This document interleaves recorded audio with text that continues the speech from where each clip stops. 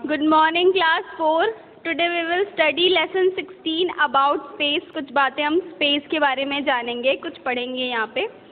Artificial satellites are human-made objects that are sent into space. यानी जो artificial satellites होती हैं वो human-made होती हैं. Human-made यानी जो हम इंसानों द्वारा बनाई जाती हैं वो satellites जो space में भेजी जाती हैं. तो हम आज उनके बारे में कुछ चर्चा करेंगे. Scientist use them to study. Scientist इससे पढ़ने के काम में किस चीज़ की पढ़ाई? यूनिवर्स की, फोरकास्ट वेदर की, यानी कि वेदर कैसा है, मौसम कैसा रहेगा आज का, कल का, कुछ दिनों का. तो ये सारी चीज़ें देखने के लिए सैटेलाइट्स को भेजा जाता है स्पेस में. और भी कई सारी चीज़ें हैं जिनके बारे में पढ़ने के लिए जो हमारे साइंटिस्ट हैं वो स्पेस में सैटेलाइट्स भेजते हैं. तो हम उन्हीं कुछ सैटेलाइट्स के बारे में पढ़ेंगे. नंबर 1 देखिए. The first artificial satellite to go around the earth was the Russian satellite Sputnik 1. यानी जो सबसे पहली artificial satellite थी, जो सबसे पहली थी जो कि अर्थ पे गई थी, वो कौन सी थी? रशियन सैटेलाइट जिसका नाम था Sputnik 1. It was launched in October 1957. कब लॉन्च हुई थी, यानी कब उसका शुभारंभ किया गया? कब लॉन्च हुई थी? अक्टूबर 1957 में. Since then, उसके बाद more than 5,000 spacecrafts have been launched into spaces. उसके बाद इस सैटेलाइट के बाद स्पुटनिक 1 के बाद से कई सारी 5,000 से भी ज़्यादा सैटेलाइट स्पेस में लॉन्च की गई. नंबर 2. In 1947 में the first animals were launched into space. सबसे पहले जानवर लॉन्च किया गया. फ्रूट फ्लाइज, ये वाला इंसेक्ट है जो सबसे पहले स्पेस में लॉन्च किया गया. किस लिए? स्टडी करने के लिए. Were used to study the effects of space travels on animals and were chosen because they are more similar to humans than you might imagine. यानी ये जो फ्रूट फ्लाइज थी ये स्पेस के प्रभावों को पढ़ने के लिए कि एनिमल्स रह सकते हैं कि नहीं स्पेस पे, तो ये इनके लिए चुनी गई थी. इनको स्पेस में भेजा गया था. क्यों? क्योंकि ये बिल्कुल सिमिलर हैं. सिमिलर यानी बिल्कुल ह्यूमन से मिलती जुलती हैं. ये आप इमेजिन भी नहीं कर सकते, यानी आप सोच भी नहीं सकते ये ह्यूमन से इतना मिलती जुलती हैं. Now see number 3. In November 1957 में the Russian space dog Laika became the first animal to orbit the Earth. यानी 1957 में एक रशियन का डॉग था जिसका नाम लाइका रखा गया और ये सबसे पहला जानवर बना जो कि अर्थ पे भेजा गया था. लाइका ट्रेवल्ड, ये पिक्चर आप देख रहे हैं ये एक डॉग की है, इसका नाम लाइका रखा गया. Laika travelled in a spacecraft known as Sputnik 2. Laika ने स्पेसक्राफ्ट में ट्रेवल किया, यानी कि स्पेसक्राफ्ट एक भेजा गया जिसका नाम रखा गया Sputnik 2. Laika means barker in Russia. Russia में लाइका को बारकर कहा जाता है. And her mission helped scientist, और इस मिशन में साइंटिस्ट को मदद मिली understand whether people could survive in space, कि लोग स्पेस में सर्वाइव कर सकते हैं या नहीं. Now see number 4. On 12 April 1961, 12 April 1961 को Yuri Gagarin became the first human being to go into space.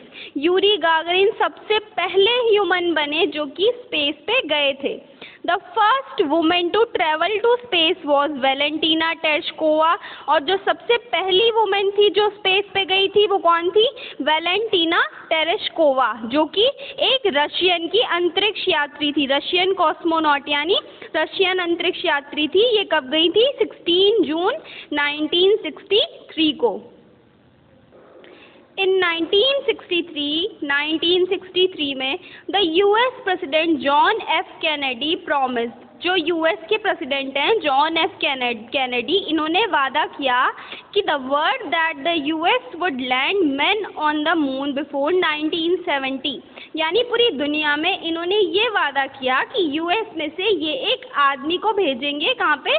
Moon पे भेजेंगे 1970 से पहले. बिफोर रिस्किंग पीपल्स लाइफ, लेकिन लोगों की लाइफ को बिना रिस्क में डाले, यानी बिना लोगों की लाइफ को रिस्क में डाले ये मून पे लैंड करवाएंगे किसी आदमी को। नासा सेंटर रोबोट स्पेसशिप, इन्होंने क्या किया, इन्होंने सोचा कि अगर हम ह्यूमन बींग्स को भेजेंगे तो ये रिस्की होगा, यानी कि वो सरवाइव कर पाएंगे कि नहीं कर पाएंगे। तो ये सोच के इन्होंने सबसे पहले नासा से एक रोबोट स्पेसशिप भेजी और ये देखने की कोशिश की कि वो वहाँ पे सेफली लैंड हो सकती है या नहीं, to make sure they could land safely, कि वो आसानी से लैंड हो जाएंगी, उतर जाएंगी स्पेस पे या नहीं। नंबर 6, ऑन 20 जुलाई 1969, 20 जुलाई 1969 को Neil Armstrong, an American astronaut, Neil Armstrong जो कि एक अमेरिकन एस्ट्रोनॉट हैं, ये सबसे पहले आदमी बने, became the first person to step on the moon, moon पे जाने के लिए ये सबसे पहले आदमी थे। He travel to the spacecraft Apollo 11, ये किससे गए, स्पेसक्राफ्ट जिसका नाम था Apollo 11, along with astronauts Michael Collins and Edwin Eugene Buzz Aldrin. इनके साथ और भी एस्ट्रोनॉट्स थे, कौन कौन थे, माइकल कॉलिन और Edwin Eugene Buzz Aldrin. J.R. Armstrong describe the first step on the moon, और J.R. आर्मस्ट्रॉन्ग जब मून पे गए तो इन्होंने उसके बारे में डिस्क्राइब किया, यानी उसके बारे में बताया कि इनका टाइम कैसा था, कैसे ये थे मून पे, कैसे सरवाइव कर रहे थे, तो उसके बारे में इन्होंने ये लिखी है, one giant leap for mankind. Now come on number 7, the first Indian to go into space was Rakesh Sharma, जो सबसे पहले इंडियन थे स्पेस पे जाने वाले, वो कौन थे, राकेश शर्मा थे। इन अ जॉइंट मिशन, एक जॉइंट मिशन में इंडिया और यूएसएसआर के, he was carried by the spacecraft Soyuz T-11 to the Soviet space station Salyut 7 on 3 अप्रैल 1984, यानी इन्हें किसके द्वारा कैरी किया गया था, कौन से स्पेसक्राफ्ट के द्वारा, जिसका नाम था सोयूज T-11, ठीक है, और ये कब गए, ऑन 3 अप्रैल 1984 में। Now come on number 8, on 22 अक्टूबर 2008, 22 अक्टूबर 2008 में the launch of the spacecraft Chandrayaan marked India's first mission to the moon, यानी 22 अक्टूबर 2008 में सबसे पहले कौन सा स्पेसक्राफ्ट लॉन्च किया गया, भेजा गया, चंद्रयान-1, जो कि इंडिया का सबसे पहला स्पेसक्राफ्ट था जो मून पे भेजा गया। The unmanned spacecraft landed on the moon successfully, और ये जो स्पेसक्राफ्ट था ये बहुत ही आसानी से, यानी सफलतापूर्वक अच्छे से मून पे लैंड हो गया। कब, 14 नवंबर 2008 में, marking India the 4th country to place its flag on the moon, यानी कि जब ये लैंड हुआ मून पे तो अपना एक झंडा गाड़ा ना, तो कह रहा है कि ये 4th कंट्री थी, हमारी इंडिया 4th कंट्री थी जिसने अपना फ्लैग मून पे लगाया। कम ऑन नंबर 9, इन जनवरी 2004 में यूएस के जो प्रेसिडेंट थे जॉर्ज बुश, उन्होंने क्या अनाउंस किया, उन्होंने ये घोषणा की कि NASA would resume missions to the moon by 2020 and work on a permanent moon base would begin, यानी जो नासा है वो फिर से मून पे काम करेगा 2020 में, और क्या करेगा, एक अच्छा मून बेस बनाएगा, मतलब वापस से कुछ ऐसी कोशिश करेगा कि और अच्छे तरीके से हमारे मून पे स्पेसक्राफ्ट को लैंड किया जा सके। Next will be a manned mission to visit Mars, यानी अगला मिशन क्या होगा, मार्स पे विजिट करने का, जो कि that could last for 2 years, जो कि 2 ईयर्स में लास्ट करेगा, यानी कि 2 ईयर्स के जो 2 साल तक चल सकता है। Now class come on next lesson 17। Now we will study about our solar system, हम हमारे सोलर सिस्टम के बारे में पढ़ेंगे। ये सब तो आपको पता ही होगा ना, सोलर सिस्टम में कितने प्लैनेट्स होते हैं, Mercury, Venus, Earth, Mars, Jupiter, Saturn, Uranus, Neptune, Pluto, है ना। ये देखो यहाँ पे आपको पिक्चर्स भी दिखाई गई है ना, पिक्चर्स भी दिए हैं, सबके नेम्स भी दिए हैं। ये कितने प्लैनेट्स होते हैं, ये देखिए, Mercury, Venus, Earth, Mars, Jupiter, Saturn, Uranus, Neptune. और प्लूटो को तो हटा ही दी गया है प्लैनेट से। तो अब हम यहाँ पे पढ़ेंगे, यहाँ पे हमें नीचे क्या दिया हुआ है, यहाँ पे हमें कुछ प्लैनेट्स के बारे में डिस्क्राइब किया गया है और हमें बताना है कि ये कौन सा प्लैनेट है। सबसे पहला देखो, द हॉटेस्ट प्लैनेट यानी सबसे गर्म प्लैनेट कौन सा होता है, Venus, VENUS। The largest planet यानी कि सबसे बड़ा प्लैनेट कौन सा होता है, Jupiter, JUPITER। The blue planet यानी नीला प्लैनेट किसे कहा जाता है, नेपच्यून को, NEPTUNE। अ ड्वार्फ यानी जो सबसे छोटा प्लैनेट है कौन सा है, Pluto, PLUTO। The red planet यानी लाल प्लैनेट किसे कहा जाता है, मार्स को, MARS। The planet farthest from the sun यानी जो सन से सबसे दूरी पे है, सबसे दूरी पे कौन सा प्लैनेट है, Pluto, PLUTO। The planet which spins on its side, जो अपनी ही साइड पे स्पिन करता है यानी गोल गोल घूमता है, कौन सा प्लैनेट है, Uranus, URANUS। The star of the solar system, जिसे सोलर सिस्टम का स्टार कहा जाता है, सितारा कहा जाता है, कौन सा प्लैनेट, क्या किसे कहा जाता है सितारा, सन को, SUN। Now number 9, study of all objects outside the earth surface, जो अर्थ सरफेस की बाहरी सतह पे जो बाकी चीज़ों के बारे में, बाकी ऑब्जेक्ट्स के बारे में हम पढ़ते हैं, उस स्टडी को बोलते हैं astronomy, ASTRONOMY।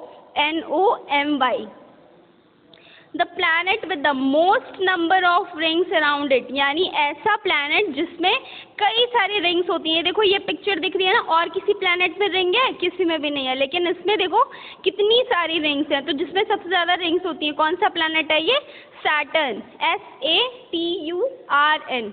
Now come on next lesson, lesson 18।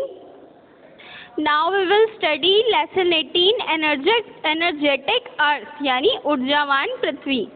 Sources of energy that are available abundantly in nature, यानी ऐसी एनर्जीज जो कि बहुत ही ज़्यादा मात्रा में हमारे नेचर में हैं, बहुत ही लार्ज क्वांटिटी में हमारे नेचर में हैं, and can be used again and again, और जिसे बार बार यूज़ किया जा सकता है, उसे क्या बोलते हैं, रीन्यूएबल रिसोर्सेज। जैसे कि सन, विंड, वाटर, ये रीन्यूएबल रिसोर्सेज हैं जो कि बार बार यूज़ की जा सकती हैं और जो कि लार्ज क्वांटिटी में है हमारे नेचर में। और नॉन रिन्यूएबल रिसोर्सेज क्या होती हैं, जो कि such as coal, petroleum and natural gas can not be replace, यानी ये हमारे नॉन रिन्यूएबल रिसोर्सेज जिन्हें रिप्लेस नहीं किया जा सकता, रिप्लेस यानी जिन्हें बदला नहीं जा सकता है, और जिन्हें and hence should be conserved, यानी इसे संरक्षित रखना चाहिए, इसे जितना हो सके ज़्यादा से ज़्यादा बचाना चाहिए, क्योंकि ये इतना नहीं है कि हम लार्ज अमाउंट में यूज़ कर सकें। तो यहाँ पे दिया है व्हाट टाइप ऑफ एनर्जी और fuel is used in the following, कौन सी एनर्जी और कौन सा फ्यूल लग रहा है इन चीज़ों में, तो उनके हमें नाम बताने हैं। नंबर 1 देखो, a ceiling fan rotates when it is switched off. एक सीलिंग फैन यानी जो पंखा लटकता है दीवार ऊपर छत पे, तो वो सीलिंग फैन जो है वो घूमता है, रोटेट करता है, when it is switched on, जब हम उसे चालू करते हैं। तो उसमें कौन सी एनर्जी होती है, electricity, ELECTRICITY। Number 2, a truck moves when it is started. एक ट्रक चलता है जब उसे स्टार्ट किया जाता है, इसमें क्या लगता है, हमारा फ्यूल लगता है ना, क्या लगता है, diesel, DIESEL। Number 3, on a stormy day पे, यानी जब तेज़ हवाएं चलती हैं, तो जो सेल बोट्स होती हैं, जो बोट्स होती हैं, वो डेली से ज़्यादा तेज़ भागती हैं, तो यानी डेली से ज़्यादा तेज़ रन करती हैं, चलती हैं, तो कौन सी एनर्जी लगती है उसमें, wind energy, WINDENERGY। Number 4, the gas produced by cow dung is used in cooking. जो गैस काउ डंग यानी गाय के गोबर से मिलती है, प्रोड्यूस होती है, उसे किस चीज़ में लगाते हैं, खाने में लगाते हैं, तो वो कौन सी एनर्जी है, कौन सा फ्यूल है, वो गोबर गैस है, GOBARGAS। Number 5, a gas stove Burns with a bluish flame, यानी जो गैस स्टोव है, जो गैस है हमारी, जब हम उसको जलाते हैं तो वो ब्लू कलर का फ्लेम देती है ना, उसमें ब्लूइश फ्लेम बर्न होता है, तो वो क्या है? एलपीजी है। एलपीजी यानी लिक्विफाइड पेट्रोलियम गैस, LIQUIFIED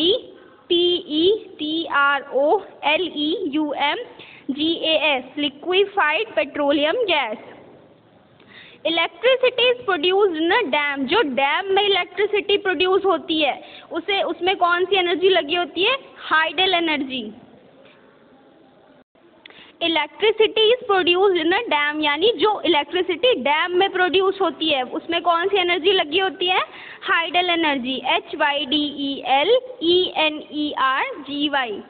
अब बॉल थ्रोन अपवर्ड, जब किसी बॉल को ऊपर की तरफ फेंका जाता है तो वो comes back to the ground, यानी वो वापस से नीचे आ जाती है ज़मीन पे, तो उसमें कौन सी एनर्जी लगी होती है?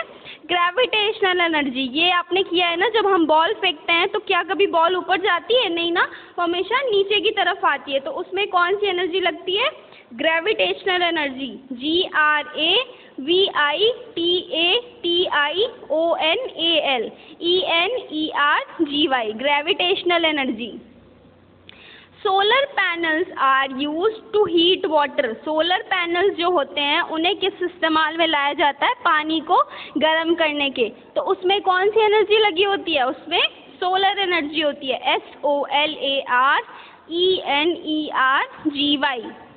Plants like the jatropha are use to produce energy, जो प्लांट्स, कुछ पौधे ऐसे होते हैं ना जो एनर्जी प्रोड्यूस करते हैं, तो उनमें से एक है जेट्रोफा। तो ये कौन सी एनर्जी प्रोड्यूस करता है? ये फ्यूल देता है, कौन सा? Biofuel, BIOFUEL।